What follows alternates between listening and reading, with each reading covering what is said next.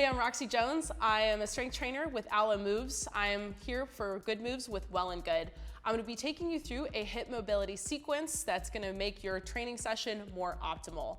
I'm a firm believer in mobility because it's important to mobilize your joints in order to get the most out of your strength training session. So whenever you're ready, all you'll need is a mat and your body, and let's go. All right, our first move is going to be the bear sit, pale, and rail. Now, if you're unfamiliar in mobility, the term pale rail means progressive angular isometric loading, which means we're gonna be improving the range of motion by pushing forwards. And after that, we'll follow it with a rail regressive angular isometric loading. So when you're ready, sit in this position with your knees a little closer to your chest. We're gonna grab onto the ankles and drive our knees into the elbows and the elbows into the knees. So it's opposing forces, and you're gonna hang out here for about 10 seconds total. And ideally, we wanna be sitting up tall, so try not to slump back like this and keep pushing into the knees and the elbows. We're here for 5, 4, 3, 2, and 1. When you're ready, let's pull the elbows away and pull the knees away. So now you're making space, and this is what we call the rail. Hold it here for 10 seconds, and you should start to feel your hips almost expanding a little bit. Hang out here, 3, 2, 1, and then let it go. We're gonna do one more, last one.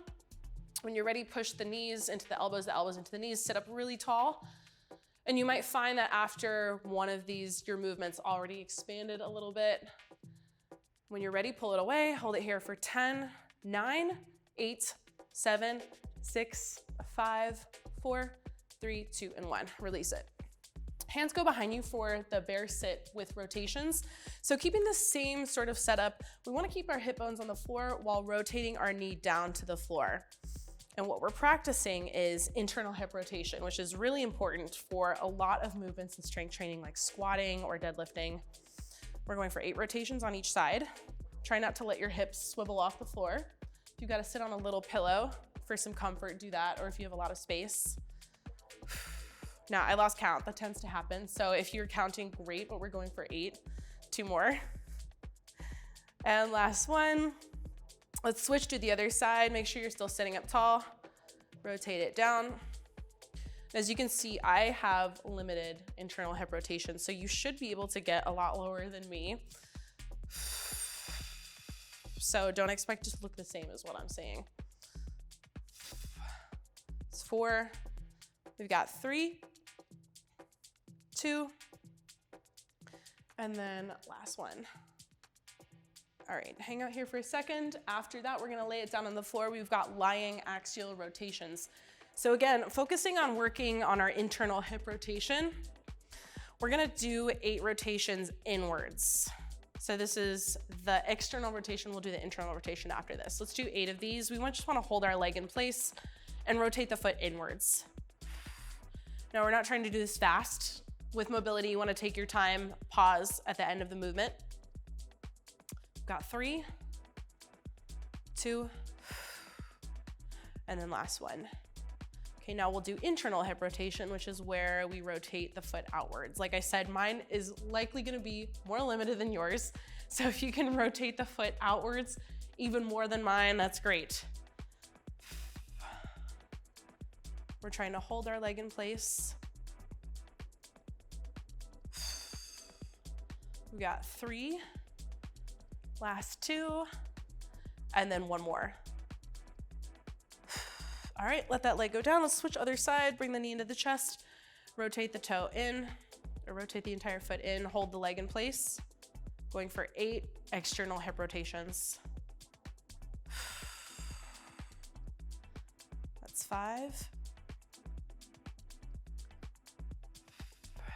6, 7, and then last one, 8. And then we'll rotate the foot outwards, away from us.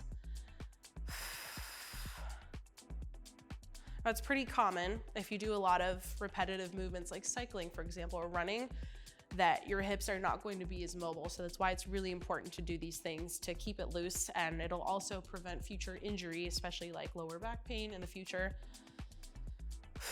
So if you're looking to understand how many times a day you should do this, once a day would be great, before, after your training sessions. Basically as often as you could do it. 3 more. Last 2.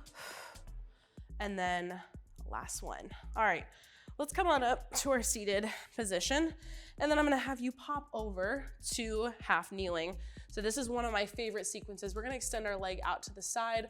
We call this the half kneeling adductor rock. So hands go under the shoulders.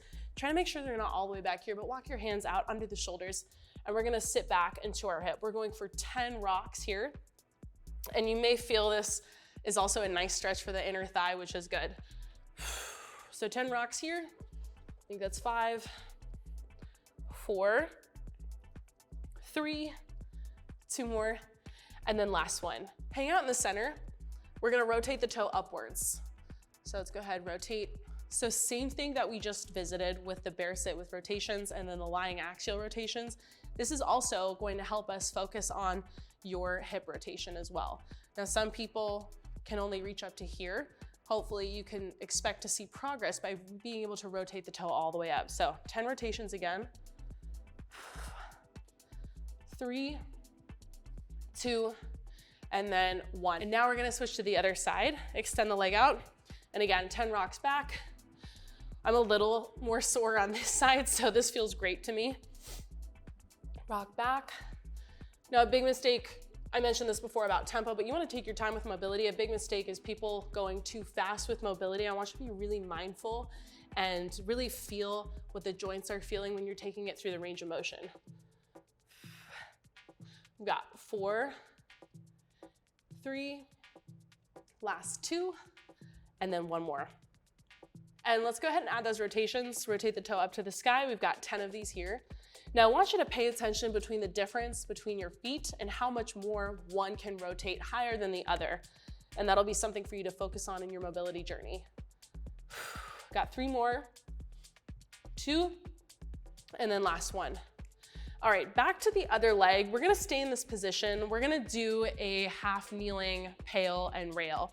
So basically we wanna drive our foot down into the ground. Like I mentioned, the pail is about pushing into the floor. We're here for 10 seconds. We're gonna push the foot down into the floor, just create a lot of tension here. You might notice that my leg or my torso is trembling a little bit, and that's how you know that I'm actually pushing my foot into the floor. And go ahead, lift up the foot off the floor. This is the hard part. This is called the rail. And you might feel like your foot is cramping or your hip cramps. So let the foot go down to the ground for a second. And then when you're ready, go back into it again. We're here for 10, 9, 8, 7, hang tight, 6, 5, 4, 3, 2, and 1. Let it go. We're just gonna do that once because that was really hard. If you can really try to prevent compensating through the elbows, because a lot of people tend to do this when it's too hard, you've got to screw the limbs into the ground. All right, let's do the other side. Same thing here. My favorite, push the leg down into the floor, create that pail, create that tension, screw the arms down. We're here for 5, 4, 3, 2, and 1. Go ahead, lift that foot off the floor. Hold it here for 10, 9, 8, 7, 6, fight the cramp, 4, 3, 2, 1. Let it go. That hurts so much, I think I skipped a number, but we're good. So relax for a second. The next and the last thing we're gonna do is a 90-90. Now, you've probably seen this before. We're gonna sit down on the floor.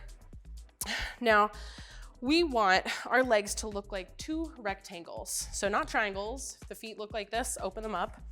And what I want you to do is face your front leg first. So if this feels comfortable for you, stay here and sit up tall. If you can, I'm gonna have you turn towards your back knee and sit up tall. It really depends, again, on your hip mobility and how good the rotation is. So if you're one of my people here, hang out here and drive your feet down into the floor and your legs, especially the whole thing. Just drive down to the floor. If you need a yoga block to sit up tall, you'd put it right here and hang on. But we're gonna hang out here for 10 seconds. Keep breathing into it.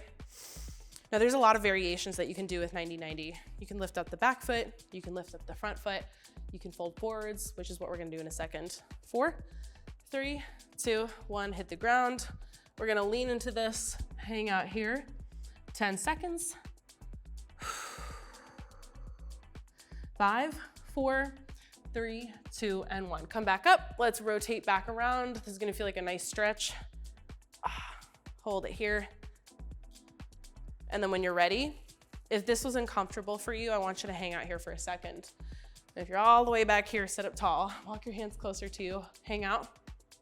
5, 4, 3, 2, and 1. And let it go. Now I recommend you can hang out in this 90-90 for about 60 seconds or maybe even up to 3 minutes if you're really trying to improve your hip mobility. Otherwise, we're gonna move on to the other side. So let's go ahead and sit this way. And again, if this feels more comfortable for you, face this way.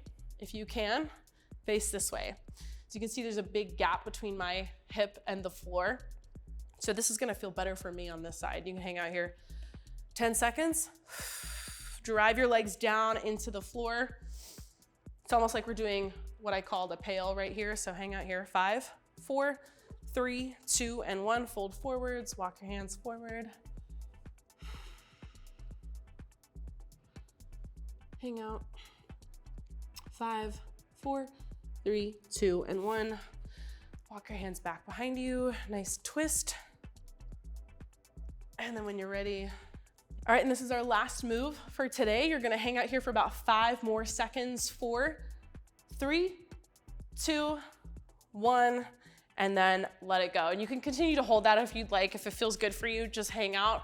But in the meantime, that's a wrap for hip mobility. And hopefully this leads to better hip mobility in the future, more mobilized hips so that your tissues can get better activated for a more optimal strength training session.